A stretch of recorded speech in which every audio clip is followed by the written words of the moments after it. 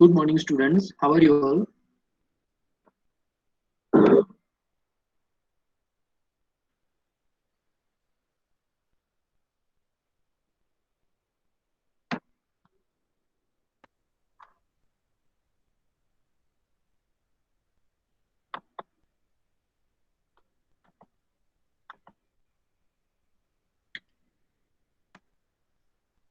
Students, in the previous lecture, we were discussing regarding asynchronous and synchronous transfer, right?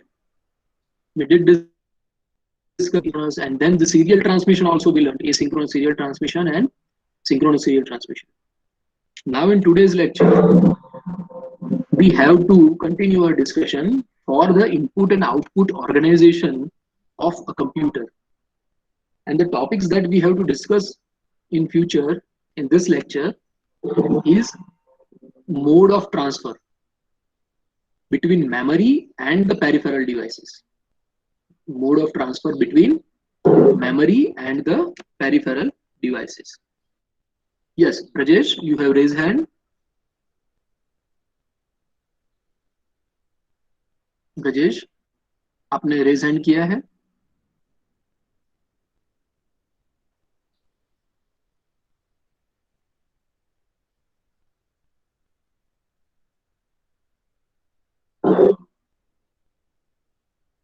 बोलिए ब्रजेश, क्या question है? Sir वो last time sir आप asynchronous का sir वो सीरियल देख रहे थे तो सर Pardon? वो यस सर बोले थे कि लास्ट टाइम सर हम डिस्कस करेंगे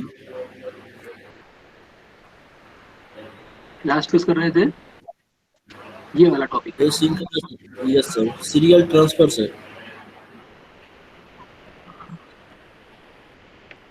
हाँ, ये टॉपिक हमने डिस्कस किया ना, एसिंक्रोनस सीरियल और सिंक्रोनस सीरियल कम्युनिकेशन। सर ये समझ में नहीं आ रहा था सर बोले कि लास्ट टाइम की लास्ट लेक्चर में डिस्कस करेंगे। अच्छा, ये टॉपिक समझ में नहीं आया, asynchronous serial communication. Yes sir okay, तो आप यूआरटी पोर्ट नाम सुना है? जो कंप्यूटर में यूआरटी पोर्ट होता है, प्रोग्रामिंग किसी सब्जेक्ट में किसी और सब्जेक्ट में आया है स्टूडेंट्स?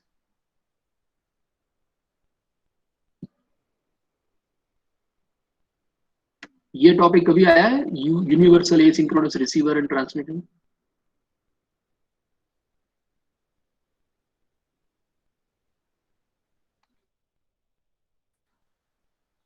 देखो, जब आपका कोई इनपुट आउटपुट डिवाइस जैसे कि माउस है या कीबोर्ड है, जब आप प्रोसेसर के साथ कनेक्ट करते हो, एट दैट टाइम बहुत सारे कनेक्शंस में पैरेलल पोर्ट होता है, लेकिन बहुत सारे कनेक्शन में जहां पर यूएआरटी पोर्ट होता है वो एसिंक्रोनस ट्रांसमिशन होता है, और बहुत सारे ट्रांसफर डेटा ट्रांसफर सीरियली होते हैं।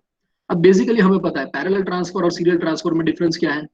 पैरेलल ट्रांसफर मतलब कि यदि एक बाइट ट्रांसमिट करना है तो एक बाइट के अंदर 8 बिट्स है, तो आठों के आठों बिट्स आपको अलग अलग वायर चाहिए और एक साथ ट्रांसमिट किए जाते हैं, तो वो हुआ पैरेलल ट्रांसफर। सीरियल ट्रांसफर में क्या होता है, ट्रांसमिशन लाइन एक ही होती है, तो जो यदि आपको 8 बिट ट्रांसमिट करने हैं तो एक एक करके ट्रांसमिट करने पड़ेंगे, तो that is serial transmission. So is this clear now what is parallel?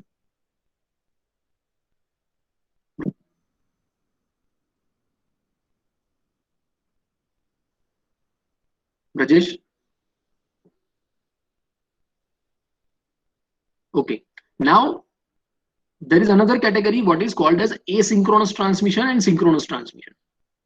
Synchronous transmission meaning that your computer, your processor and the peripheral device, या तो peripheral device खुद या तो फिर peripheral device के साथ जो इंटरफेस है वो, मोस्ट ऑफ द टाइम जो आईओ डिवाइसेस होते हैं उसके साथ एक इंटरफेस रहता है।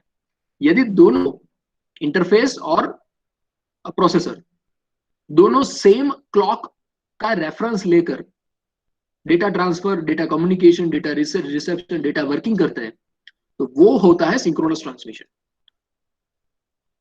When the processor clock and the interface internal register clock, they are using the same clock, then it is a synchronous. But when the processor clock is different and interface clock is different, in that case, that is called as a asynchronous transfer. दोनों में synchronisation नहीं है। मैंने आगे एक block diagram दिखाया था, जहां पर ब्लॉक डायग्राम में क्या था कि जो प्रोसेसर है वो क्लॉक है 1.2 गीगाहर्ट्ज का, और जो जो पेरिफेरल डिवाइस है उसका जो इंटरफेस का जो क्लॉक है वो 1.2 मेगाहर्ट्ज का है। तो दोनों की क्लॉक में बहुत डिफरेंस है, right. Most of the time जो प्रोसेसर रहता है वो मल्टीपल टास्किंग करने के लिए होता है, तो उसमें क्लॉक हाई रहता है। लेकिन जो इनपुट आउटपुट डिवाइस है, जैसे कि प्रिंटर है, तो प्रिंटर कभी कंटिन्यूसली यूज होगा क्या? नहीं होगा। तो प्रिंटर का जो इंटरनल क्लॉक होगा वो कम फ्रीक्वेंसी का रहेगा। वैसे ही जो ये जो कीबोर्ड है, तो कीबोर्ड में हम जब टाइप करते हैं तो हट करने की फ्रीक्वेंसी कितनी रहती है? 1 सेकंड में हम फास्ट कितने लेटेस्ट टाइप कर सकते हैं? लाखों करोड़ों लेटेस्ट तो टाइप नहीं कर सकते ना, क्योंकि 1 गीगाहर्ट्ज फ्रीक्वेंसी मतलब 1 सेकंड में 10⁹ टाइम्स वो चेंज होता है वो प्रोसेसर का क्लॉक। उसके कंपैरिजन में कीबोर्ड में तो इनपुट आउट बहुत स्लोली जाता है, right. So that difference in the frequency, that is something what we call asynchronous transmission. Processor का फ्रीक्वेंसी क्लॉक अलग है, पेरिफेरल इंटरफेस का क्लॉक अलग है, तो वो है asynchronous transmission. Now is it clear what is asynchronous transmission and synchronous? Okay, then ये पूरा कंपैरिजन इसमें सब कुछ है।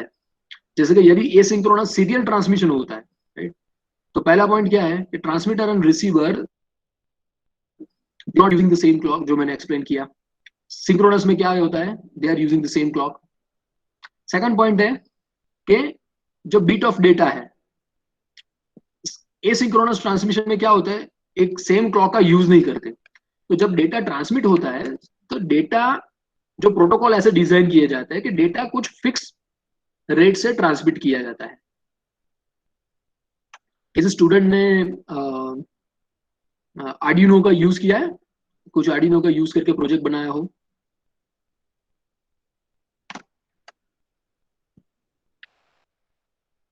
Students, anyone?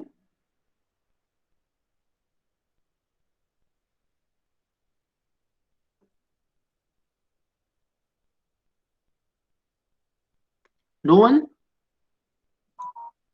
या प्रजेश ने लिखा है स्मार्ट डस्टबिन बनाया है। Okay, anyone else?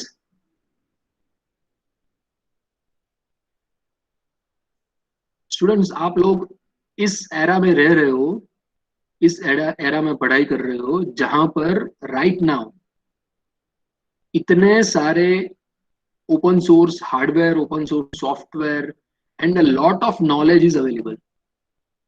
There is immense opportunity. Of course जो हम लेक्चर में पढ़ाते हैं वो जो सिलेबस में है उतना तो जरूरी है, इंजीनियर बनने के लिए जो जरूरी है वो तो हम पढ़ा। बट ये सारी चीजें हैं जैसे कि कुछ प्रोजेक्ट करना, वो सिलेबस में हो या ना हो, I recommend you that you start working on this things, then you will get fascinated about your domain. आप जो इंजीनियरिंग कर रहे हो उसके ऊपर आपको एक सेटिस्फेक्शन बनेगा, आपको आगे भी काम करने का उत्साह आएगा, राइट। तो जिसने आर्डिनो का यूज किया है उसको ये पता होगा कि जब आप आर्डिनो जो कंप्यूटर में आईडी डालते हो, और जो आर्डिनो का बोर्ड है, आर्डिनो का बोर्ड का फ्रीक्वेंसी कम है, वो मेगाहर्ट्ज में है, और आपका कंप्यूटर गीगाहर्ट्ज में फ्रीक्वेंसी में काम करेगा।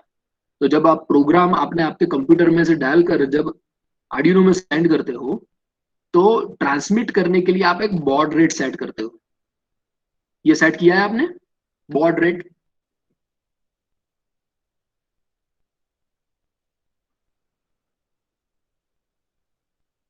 ब्रजेश, बॉड रेट सेट किया था, जो उसका डिफॉल्ट वैल्यू रहता है 9600 बॉड पर सेकंड, राइट? वो बॉड रेट जब आप डिसाइड करते हो, what you are actually doing, दो पार्टी, एक पार्टी है कंप्यूटर, दूसरा पार्टी है आर्डिनो का बोर्ड, दोनों अलग अलग क्लॉक का यूज करते हैं।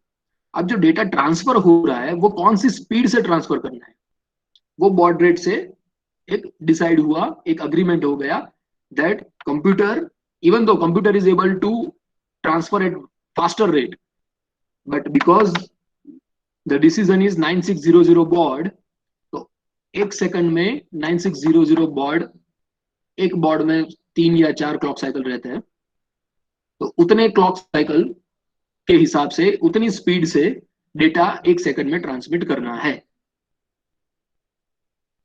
और बोर्ड भी, जो आर्डिनो का बोर्ड है, वो कंप्यूटर को कुछ डेटा, सेंसर का डेटा रीड करके ट्रांसमिट कर रहा है, वो भी उसी स्पीड से करेगा।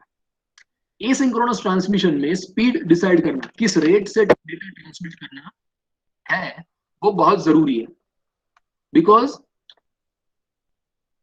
two devices are working on different clocks. मैं आपको कई बार चालू लेक्चर में पूछता हूं ना, स्टूडेंट्स क्या ये टॉपिक आपको समझ में आया, क्या इसका क्या आंसर होना चाहिए, ये क्यों जरूरी है?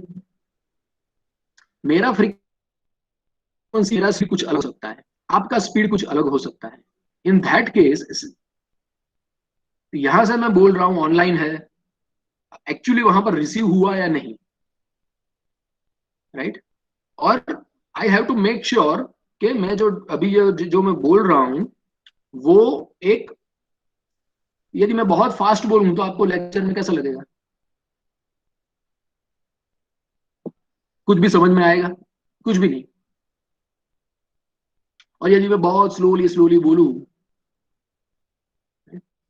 जमाना काफी चेंज हो चुका है ना, जब हम लोग पढ़ते थे, right now can you see the NPTEL video, 1 घंटा 1 आवर के लिए आप बैठकर ये एनपीटीईएल का वीडियो देख सकते हो, right? Why? Because the conventional transfer, slowly conveying information, that is not your domain right now, so we have to adapt ourselves ना।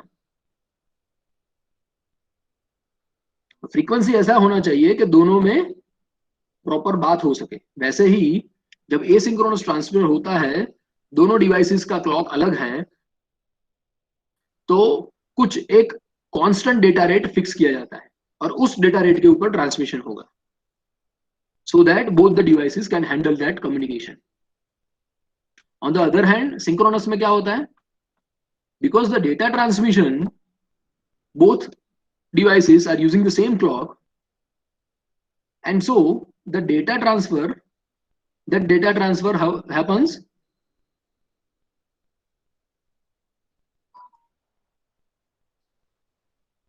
with the clock only, and so there is no need for fixing a constant rate. Even if variable rate is done, clock is there, always a reference. फिर जो asynchronous में जो data transfer होता है वो character oriented रहता है। Character oriented meaning some character, meaning some symbol that needs to be transmitted. The whole message is divided into different symbols, and then different symbols, they are transmitted. We can consider one character, one piece of information which is being transmitted as a frame. So in one frame, one piece of information is transmitted. So in the asynchronous transfer, the transfer is based on that only.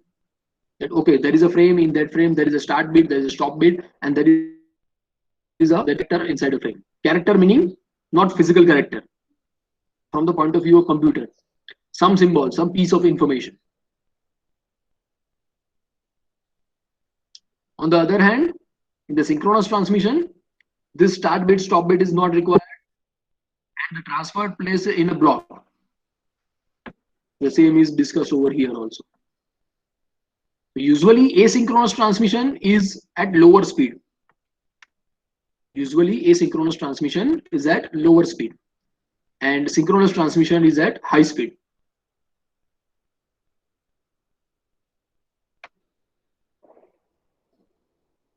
So is this clear now? Asynchronous transmission. Feel free to ask if you have any queries or if you face any difficulty.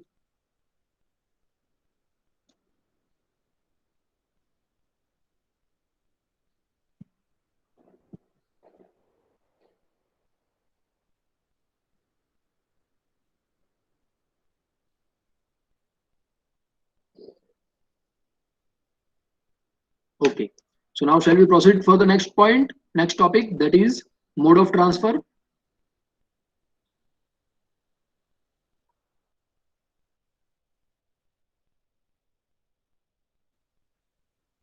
Okay, students. So mode of transfer between memory and peripheral devices. Remember, this is not between CPU and peripheral. This is between memory and peripheral. So there are three types of data transfer mode between memory and peripherals through CPU.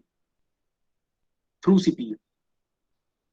First is called as a program controlled input output.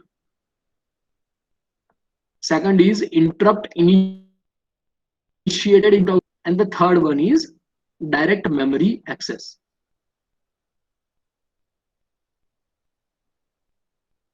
See, here the table is made. One is transfer between input output device and the memory, but that transfer happens through processor. And second is a direct transfer between the input output device and the memory. There is no involvement of processor. And then we have made one more category, that transfer, does it require interrupt, no interrupts, or use of interrupts.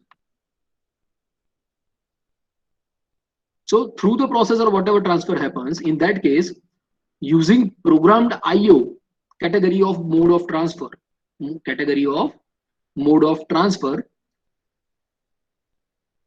transfer happening through the processor, and there is no need of interrupts. On the other hand, in the interrupt driven IO, the transfer happens through the processor between IO and the memory, but that involves the use of interrupt. That involves the use of interrupts.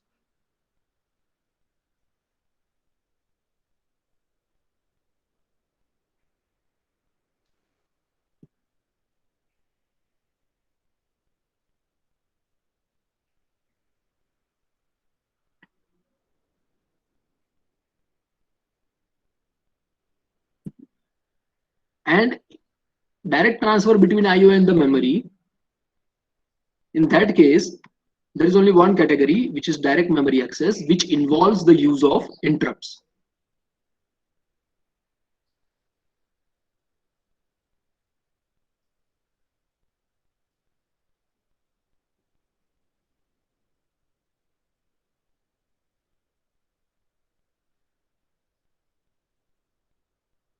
Okay, now let us learn the first one, program controlled IO. Here, the input output device have direct access to memory unit. Input output device is not directly able to access memory unit. Data transfer from the IO device to memory requires the, just a second.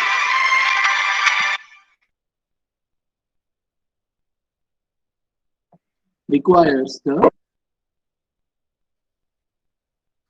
execution of the program by CPU, including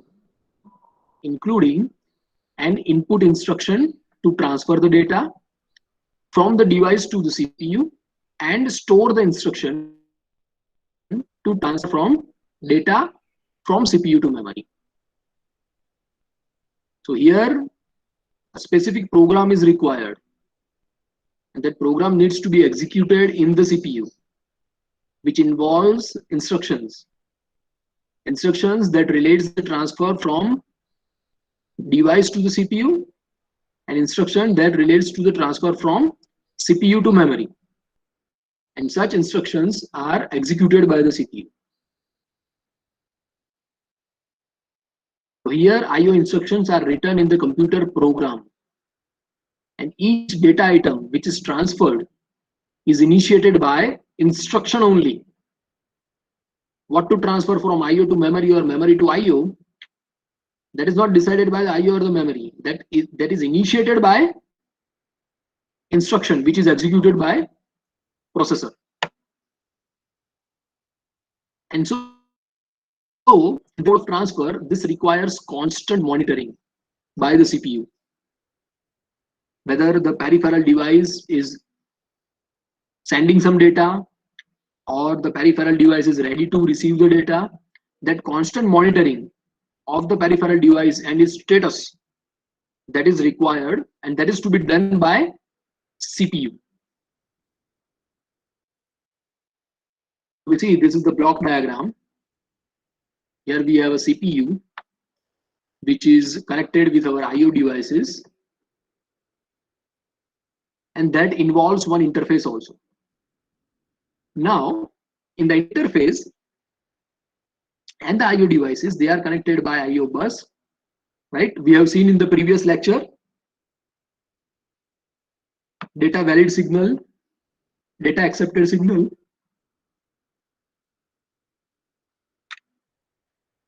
The CPU and the interface, they are connected via data bus, address bus, I/O read instruction or I/O write instruction.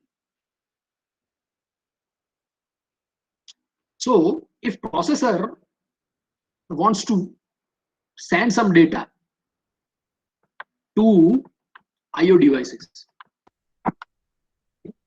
it cannot directly send, but it will have to use the interface. In that case, write signal is given enable from the CPU to interface. Interface then sends the signal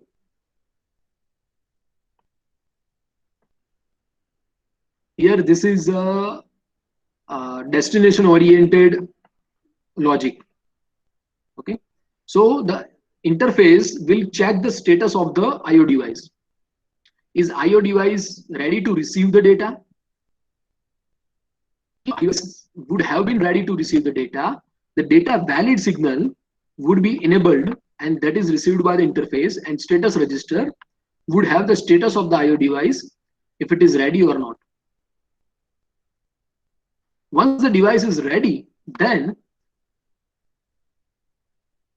data can be transferred. But before that, when the CPU sends the I/O write instruction to the interface, it also sends address of which port to use on the address bus, and it also puts the data on the data bus. This data is then taken in the interface data register. Interface will make sure that when the data valid signal is available, status of the I/O device is available, then it will put the data on the I/O bus and send a signal, data accepted signal. So this is just one idea how it would work.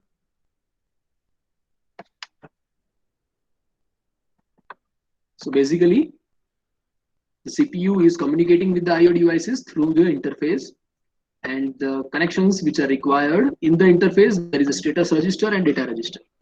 The connections which are required between the CPU and the interface, that is data bus, address bus, control signals, I/O read and write, and the connections which are required between the interface and the I/O devices, they are I/O bus, data valid signal, data accepted signal. This is the flow chart for the sequence, how this would work. First, read the status register and check the flag bit. If flag bit is 0, then keep on reading the status. If flag is 1, that means the device is ready. So in that case, read the data register and transfer the data to memory. Transfer the data to memory. Now this is talking about IO device sending data to the memory. Then it will check whether the operation is complete or not. If operation is not complete, then keep on reading the status register. If flag bit is 1, then read the data in the data register that is sent by IO into data register and then transfer that to computer through the processor to the memory. Once operation is complete, then continue with the main program. Flow chart of program that would write instructions to check the status of IO device and to complete the data transfer through the IO device to memory. This status checking is one part. Flag, which involves a continuous CPU involvement. The CPU is bound at a speed of IO. This is a simple method and very less amount of hardware is needed in this case because most of the task is done by processor.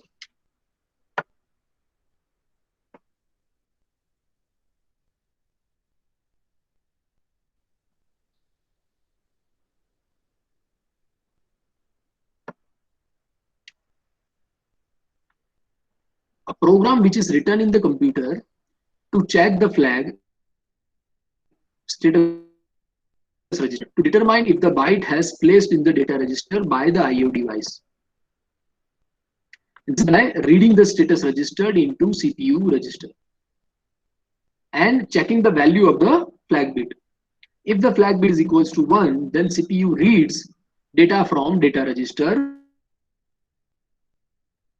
of the interface. Bit is then cleared to 0 by either CPU or the interface. One data read operation is done, and depending on how the interface circuit is designed. Once the flag bit is clear, then interface disables the data accepted line and the device can transfer next data byte that is coming from IO device towards CPU. That is the explanation what I basically explained over here also. Okay, is this clear? Program controlled IO. Students, please write in the chat box. Program controlled IO.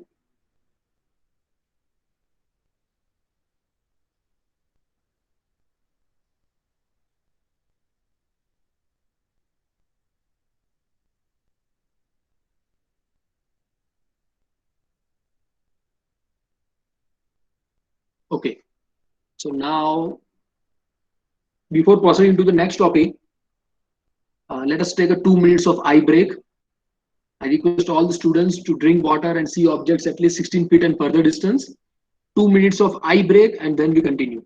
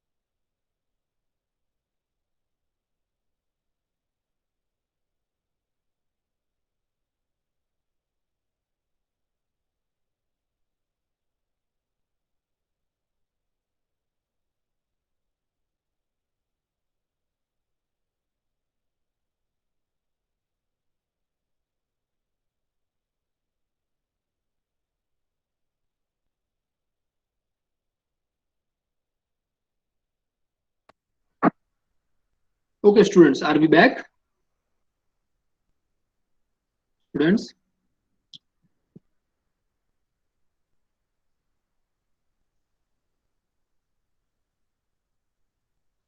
Okay.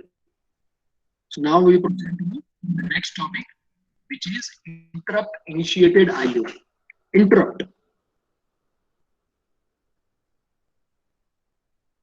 These are the signals which are either hardware initiated or software initiated,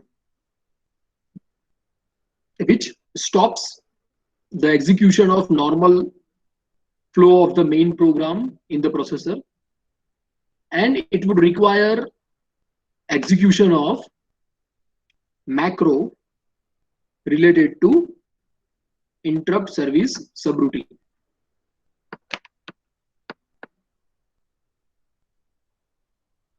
So over here we have a IO interface which monitors the IO device instead of CPU. When the interface, see, the IO interface monitors the IO device instead of CPU. So CPU does not have to worry about what is the status of IO.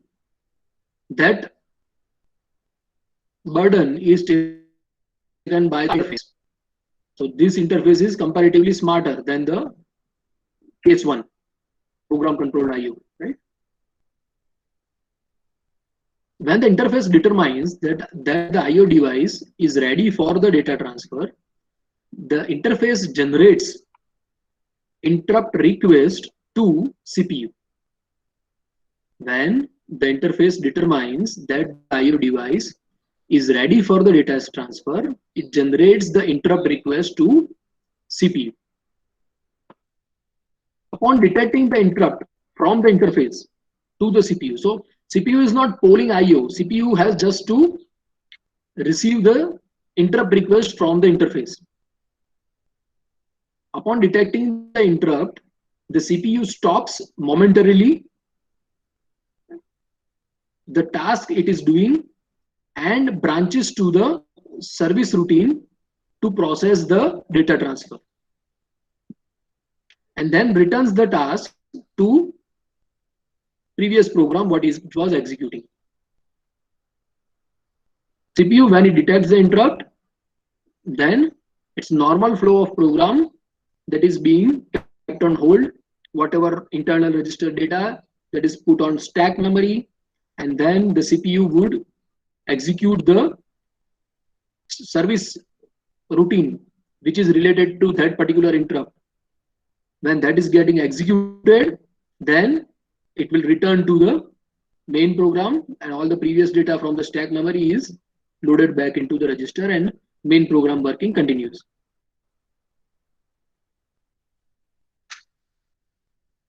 So here you see sample is shown. The program 1, which is returned for compute routine, that is getting executed, and then there is another subroutine for print function.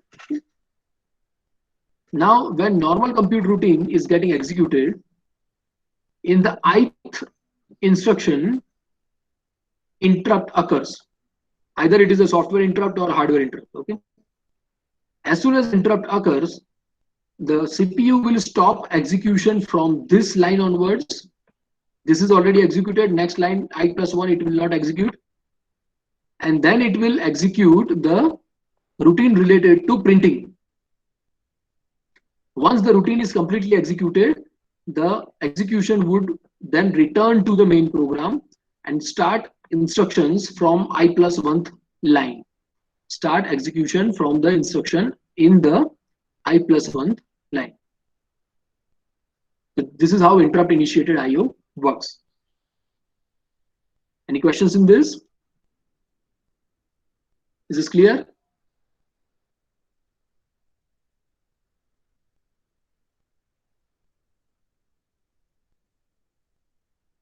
Okay. Next and most timely question, which is many times asked in your exams also, is the direct memory access, DMA. Here you see that large blocks of data, they are transferred at very high speed to or from high-speed devices, magnetic drums or disks or tapes, etc. So here one thing is that the data transfer is happening for large block of data. Second thing is that this transfer is happening at very high speed. Okay? And devices, it involves all kinds of devices, high-speed devices, magnetic drums, tapes, disks, everything. What it requires? It requires a DMA controller, which is not the processor, okay?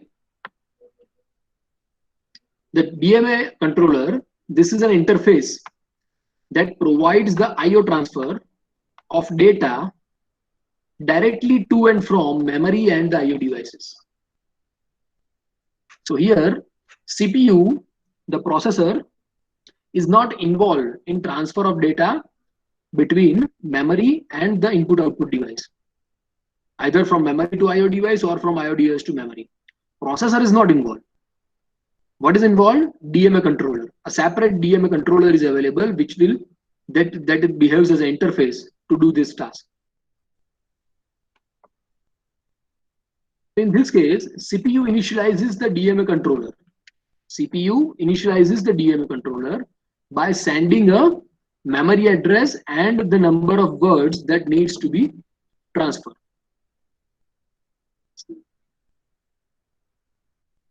And the actual transfer of data is done directly between the device and the memory through the DMA controller, making CPU free for other tasks.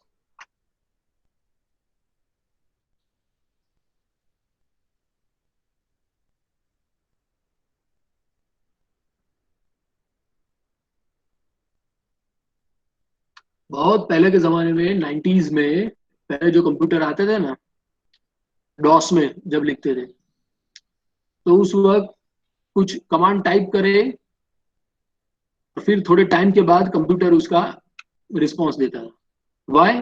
Because जब हम वो command type कर रहे थे ना, तो keyboard में से जब एंट्री हो कैरेक्टर की और वो एंट्री कंप्यूटर रिसीव करे, तो उसके लिए वो प्रोसेसर को इन्वॉल्व करता था.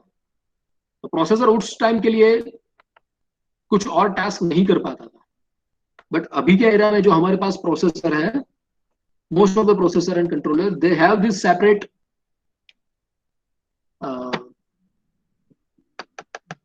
DMA controller with it. तो अभी जब आप टाइप कर रहे हो और कंप्यूटर में सपोज आपने कोई मूवी स्टार्ट किया हुआ है, तो मूवी अपना काम करता रहेगा और आप टाइप कर रहे हो वो अलग रहेगा. तो कीबोर्ड में से लिख रहे हो वो मेमोरी में जा रहा है, लेकिन उससे नॉर्मल प्रोसेसर का फंक्शनिंग अफेक्ट नहीं हो रहा है.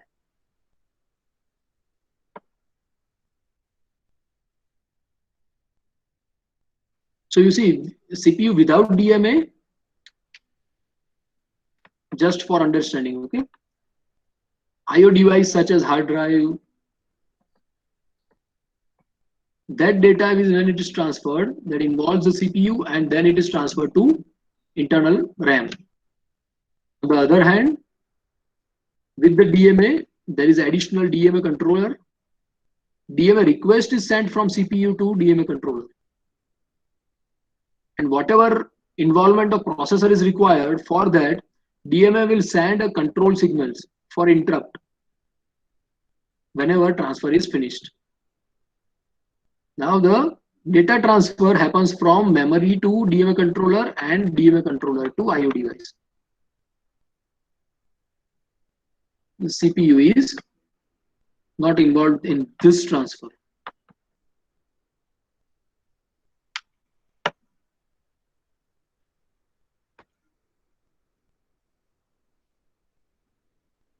So what are the CPU bus signals for direct memory access transfer?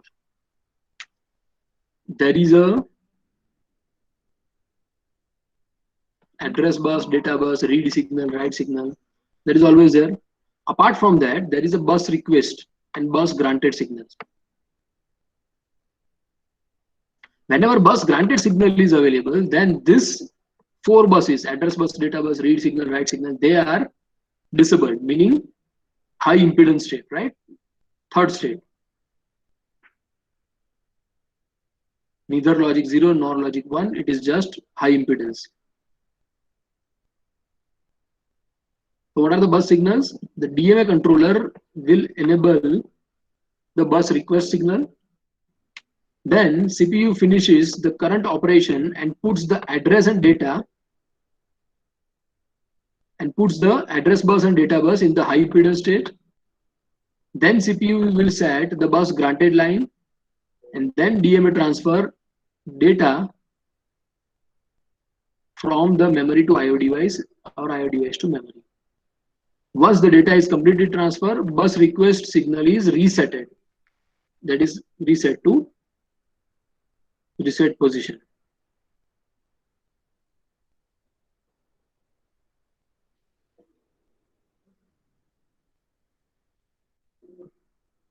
This is the block diagram of DMA controller.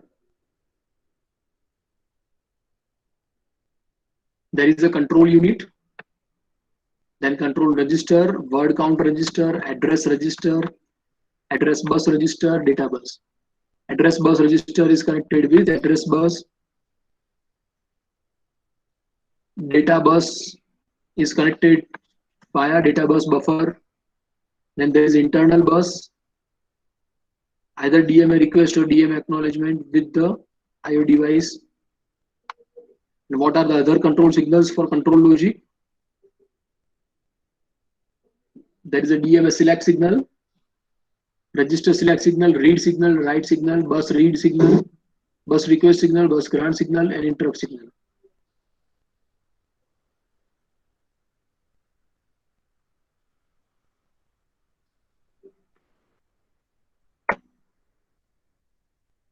So this is one example of DMA data transfer.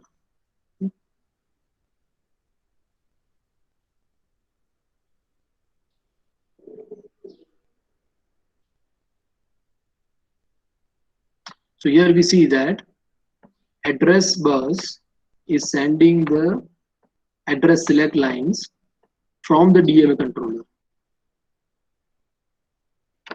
Data select and register select, right?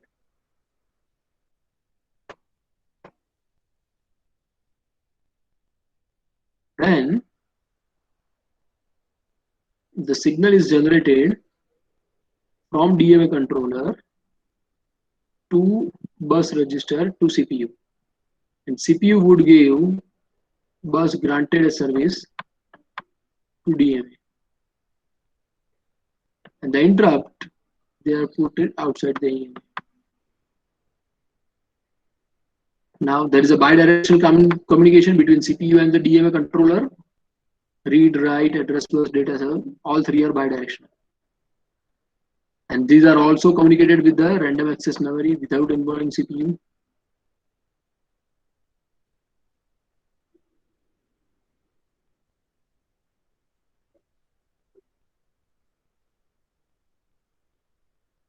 With the IO device and the DMA controller, there is a DMA acknowledgement signal, DMA request signal.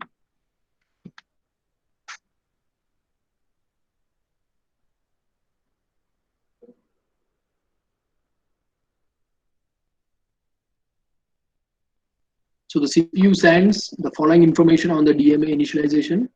First is the starting address, then word count, then what is the mode of transfer, and then start the transfer.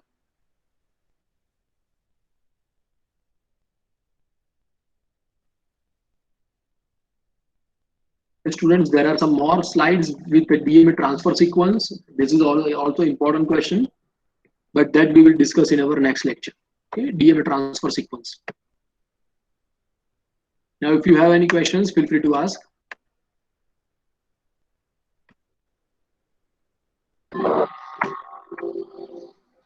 Students?